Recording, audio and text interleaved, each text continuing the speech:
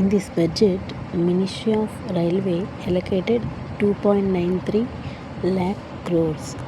The government announced 7 high-speed rail corridors that are Mumbai-Pune, Pune-Hyderabad, Hyderabad-Bangalore, Hyderabad-Chennai, Bangalore to Chennai, Delhi-Varanasi, Varanasi to Siliguri. This will not only reduce distance between cities but also energize trade, mobility, and employment.